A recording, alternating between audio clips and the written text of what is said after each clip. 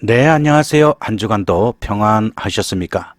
오늘도 수요 성경 공부 새신자 과정 제4권 교회의 생활 제1과 교회에 대해서 공부하도록 하겠습니다. 거듭난 성도는 그리스도께서 피로 값주고 사신 교회 그 자체입니다.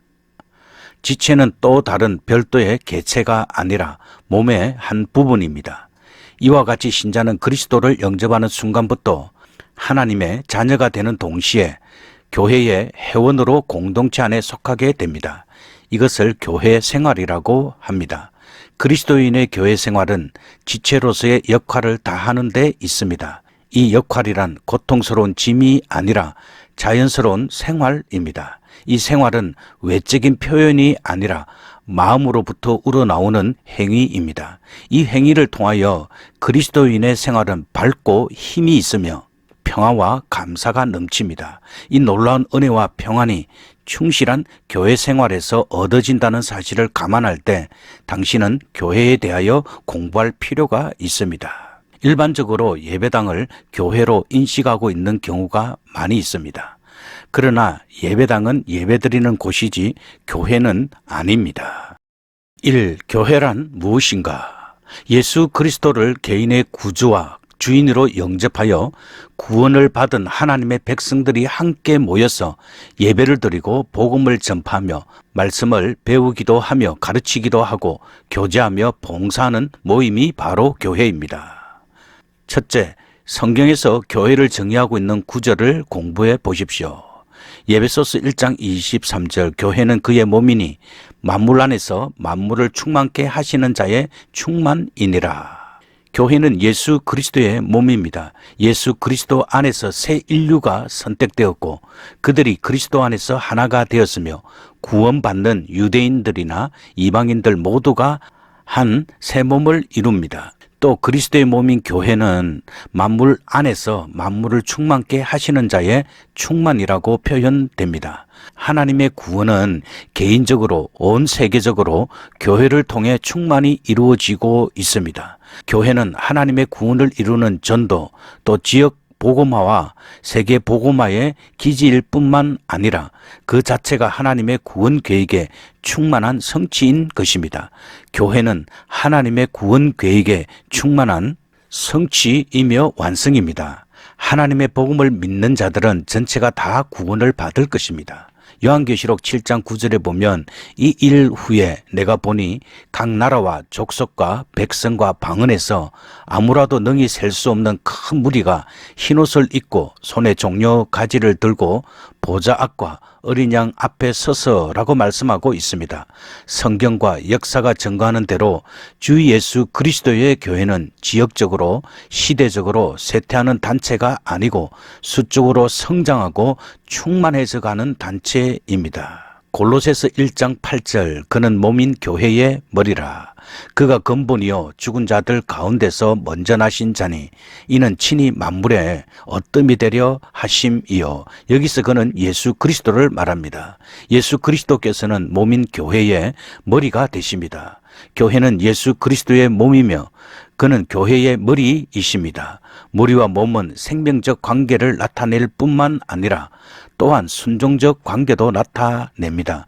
그는 머리, 곧 우두머리, 주님, 통치자이십니다. 그를 알지 못하는 사람들은 그에게 대항하고 영광을 돌리지 않지만 그를 아는 사람들은 곧 구원받은 사람들은 그에게 절대 순종하며 그에게 합당한 영광을 돌리게 됩니다. 예수 그리스도께서는 근본이십니다. 근본이라는 원어 아르케는 권은 시작이라는 뜻입니다. 요한계시록 3장 14절은 그를 하나님의 창조의 근본이신이라고 표현했습니다.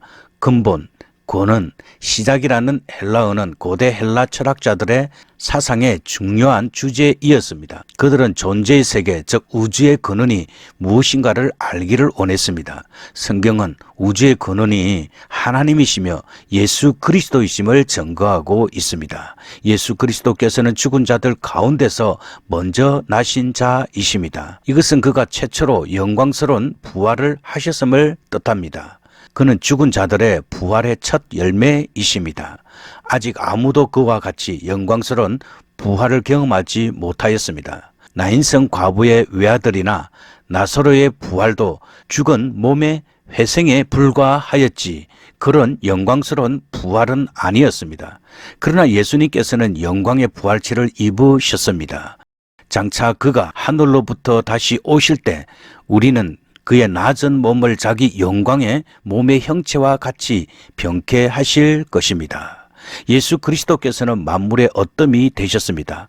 어뜸이 되다는 원어 프로디오는 뛰어남, 탁월함을 가지다라는 뜻입니다. 예수 그리스도처럼 온 세상에 뛰어나신 분이 누가 있습니까?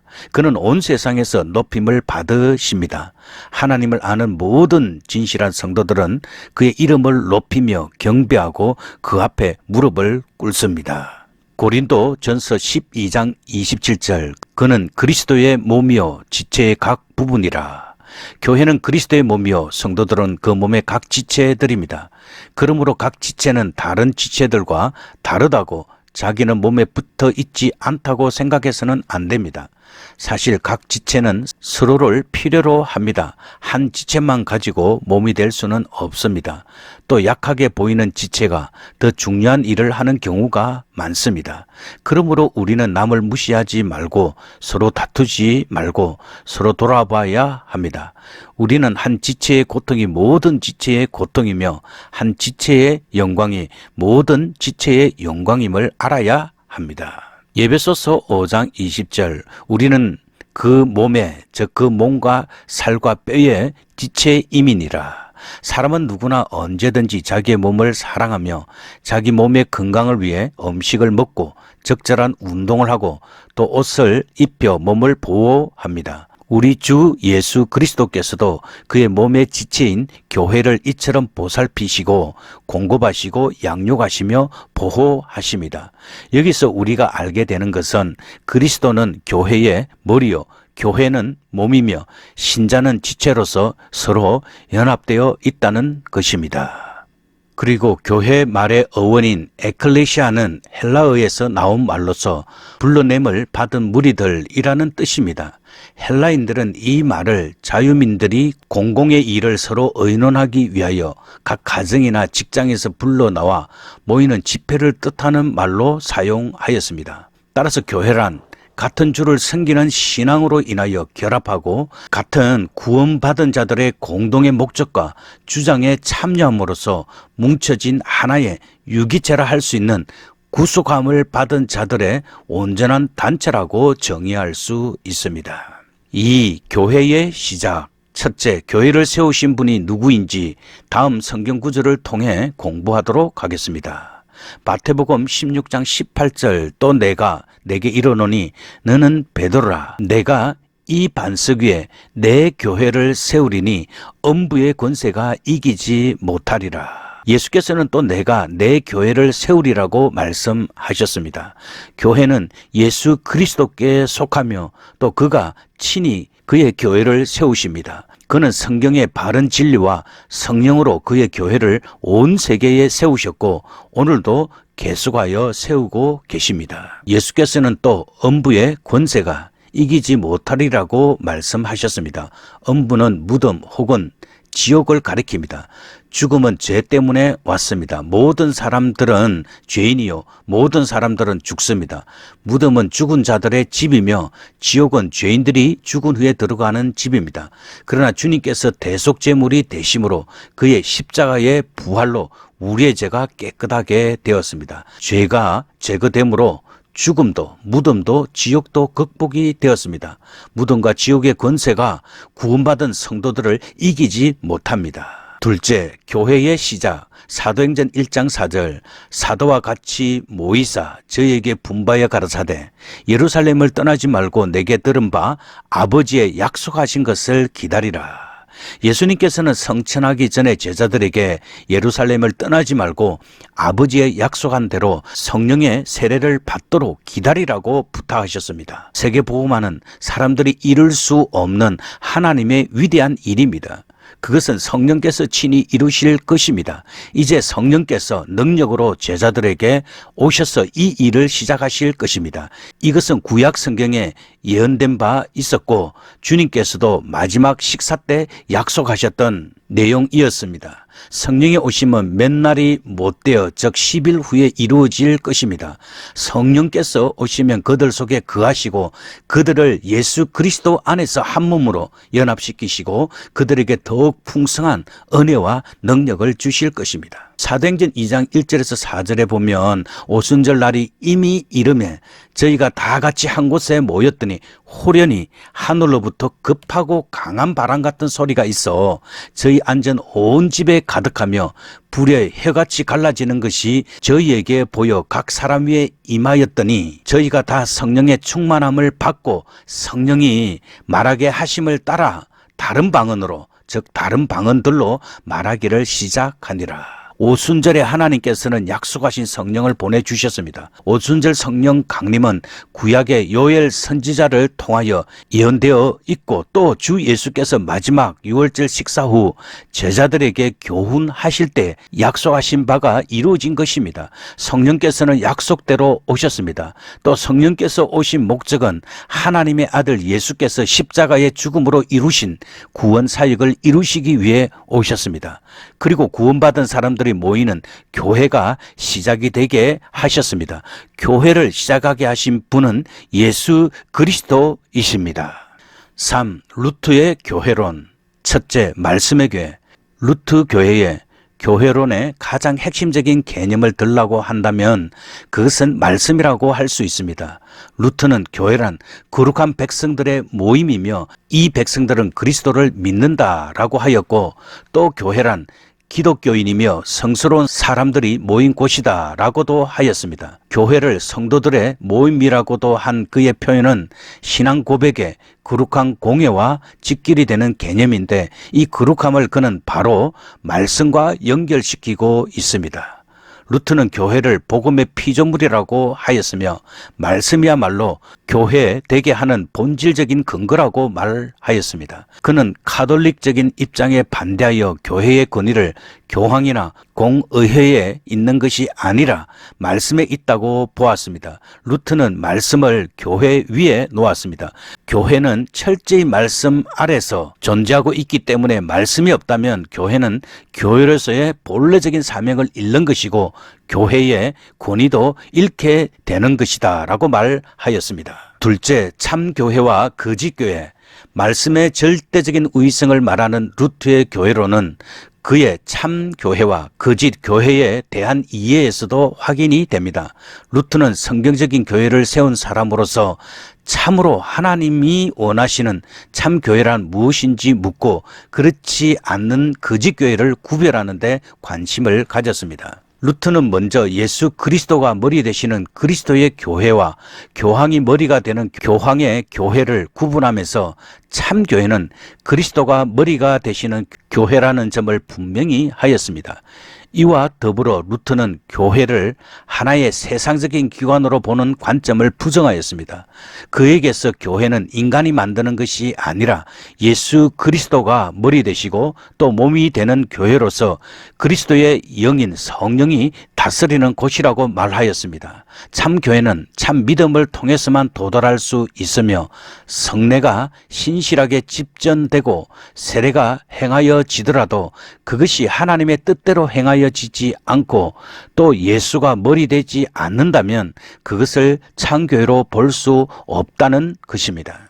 루트가 참교회와 거짓교회를 구별하는 궁극적인 기준을 말씀에서 찾았습니다. 그는 참교회는 참 사도적인 교회라고 하였는데 이는 사도적인 교회의 척도는 말씀에 있다고 하였습니다.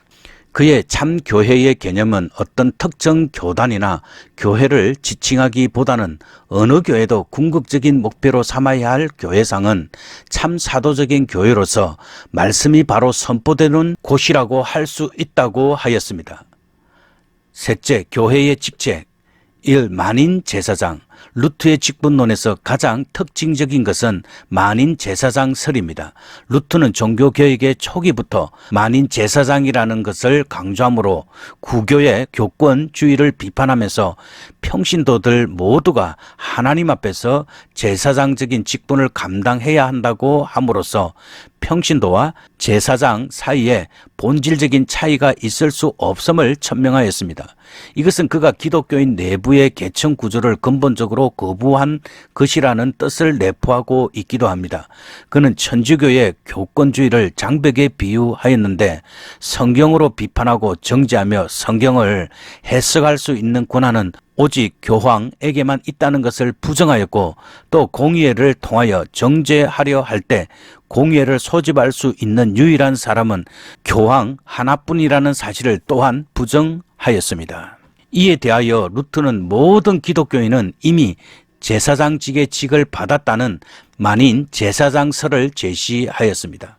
그는 세례와 내적인 증거인 믿음이 인간을 제사장이 되게 하는 관문이라고 하였습니다. 이와 같은 만인 제사장 개념으로 루트는 먼저 하나님과 기독교인 사이에 제사장을 통한 중재가 필요치 않다는 것을 분명히 하였습니다.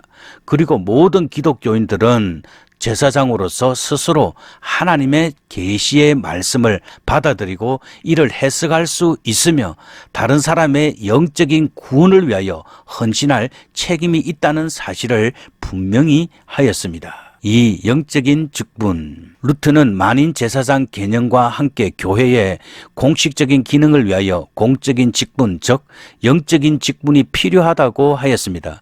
모든 기독교인은 원칙적으로 제사장이라는 이해를 바탕으로 공적인 사제직이란 만인 제사장의 바탕에서 누구나 선택되어 수행할 수 있는 직분임을 분명히 하였습니다. 교회 안에서 필요한 공적인 예배를 인도하기 위하여 직분자가 필요한데 교회가 이를 위하여 준비된 사람을 선택할 수 있다고 생각하였습니다. 따라서 그에게서 성직은 하나의 기능직, 특수한 임무 수행을 위하여 교회에 의하여 선택된 직분이고, 그렇기 때문에 공적인 성직은 무엇보다도 교회와 교인들을 위한 봉사라는 차원에서 이해되어져야 한다고 하였습니다. 이러한 영적인 직분에 관한 입장을 바탕으로 하면서 루트는 영적 직분에 관한 다음과 같은 그의 기본 입장을 제시하였습니다. 교회는 감독과 목사 혹은 설교가가 있어서 특별히 하나님의 말씀과 세례, 성찬과 죄를 회개할 때 죄사함을 공식적으로 행하여야 하는데, 그들은 이를 교회의 이름 때문에 그리고 무엇보다도 그리스도께서 그렇게 세우셨기 때문에 해야 하는 것이다라고 말하였습니다. 루트가 제시하는 영적인 직분의 형태는 목사 혹은 설교가입니다. 그는 목사와 설교가를 구별하여 따로 생각한 것이 아니고 목사 혹은 설교가로 그 명칭이 서로 다를 수 있음을 시사하였습니다.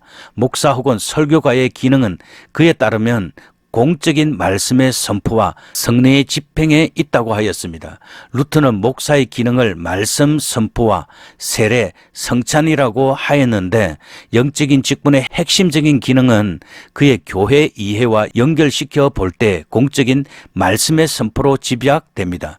그리고 성례의 올바른 집행이란 결국 성례를 말씀에 입각하여 집전하는 것을 의미하므로 그에게서 영적 직분, 즉 목사의 핵심적인 기능은 넓은 의미에서 말씀에 선포라고 할 수 있습니다. 루트의 직분론에서 가장 특징적인 것은 영적인 직분자와 평신도들 사이에 어떤 존재론적인 차이를 부정하고 있다는 사실입니다. 영적인 직분은 교회 안에 특별한 기능을 수행하기 위하여 존재하는 것이고, 따라서 이 직분은 교회가 선택하여 위임할 수 있으며 직분자가 그 기능을 그리스도께서 세우신 대로 수행하지 않을 경우에 교회는 그를 직분에서 해임시킬 수도 있습니다. 루트는 교회의 궁극적인 목적을 말하면서 영적인 나라인 교회는 인간의 영적 구원을 궁극적인 목적으로 삼으면서 이 목적을 위하여 말씀과 성령이 다스리는 곳이라는 것입니다. 이러한 표현을 바탕으로 해서 볼 때 루트가 교회를 말씀의 교회로 보고 성직인 목사의 핵심적인 과제를 말씀의 선포로 보는 것도 인간의 영혼을 구원한다는 교회의 궁극적인 목적을 이루기 위한 것이라고 설명할 수 있습니다. 4. 교회의 사명. 첫째, 땅끝까지 그리스도의 증인이 되는 것입니다. 사도행전 1장 8절 오직 성령이 너희에게 임하시면 너희가 권능을 받고 예루살렘과 온 유대와 사마리아와 땅끝까지 이르러 내 증인 즉 나를 위해 증인이 되리라 하시니라.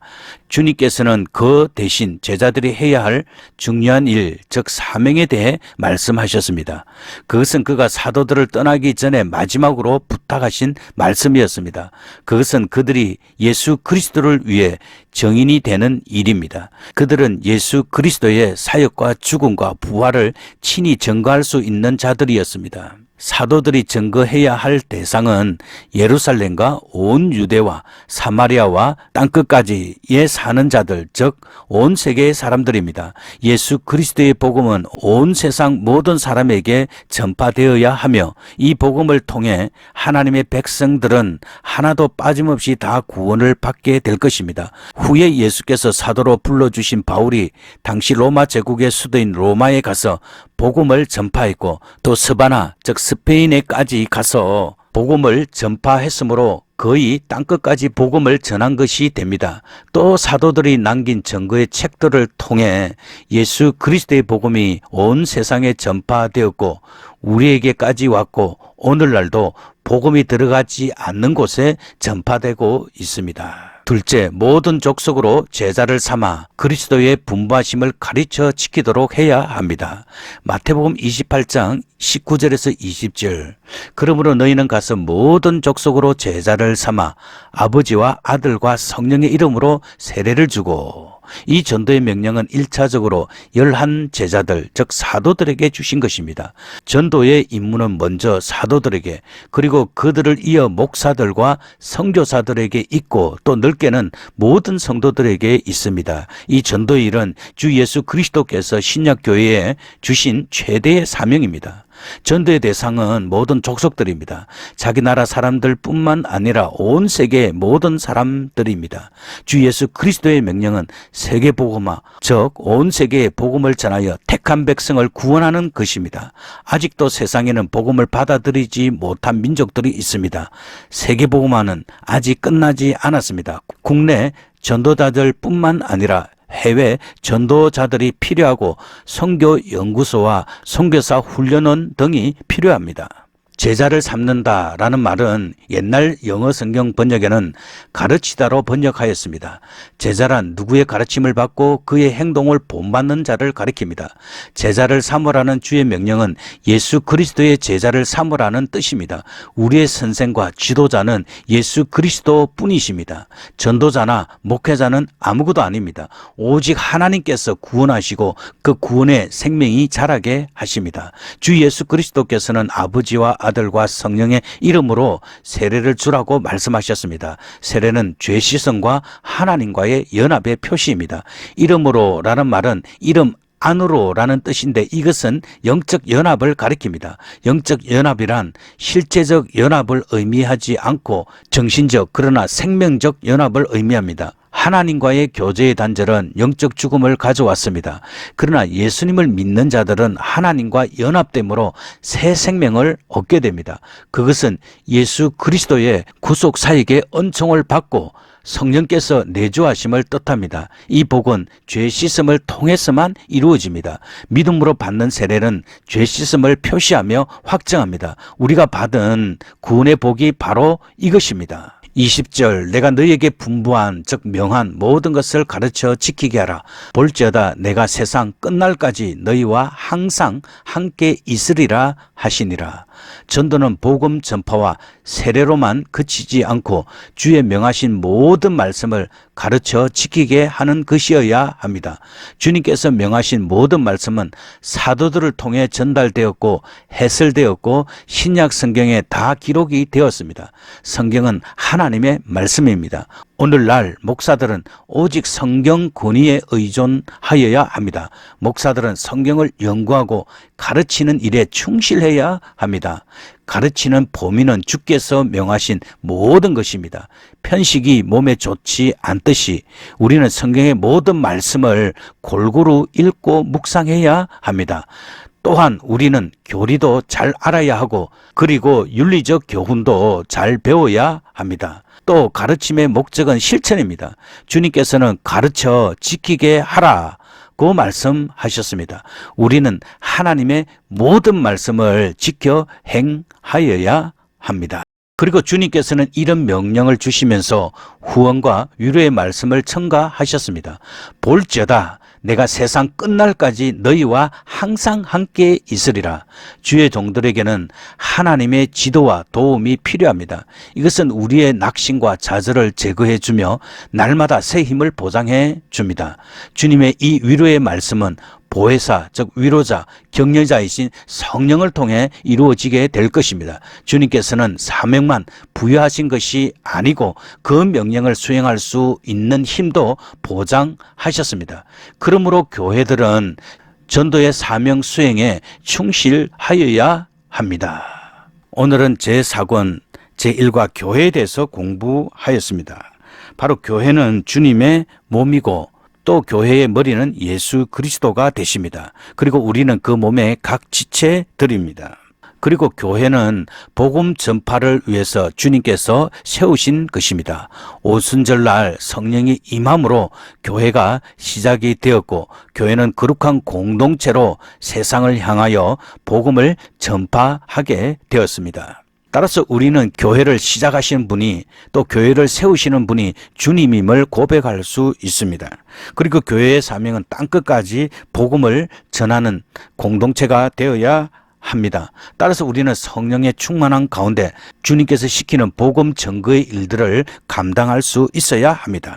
교회는 예수 그리스도를 믿는 성도들에게 신실하게 세례를 베풀고 성례를 행하고 그리고 주님께서 가르쳐준 모든 것들을 지킬 수 있도록 교회는 가르치는 일을 잘 하여야 하는 것입니다. 그리고 루트가 말한 참된 교회는 말씀 위에 세워진 교회입니다. 말씀을 따라하는 교회야말로 참된 교회입니다.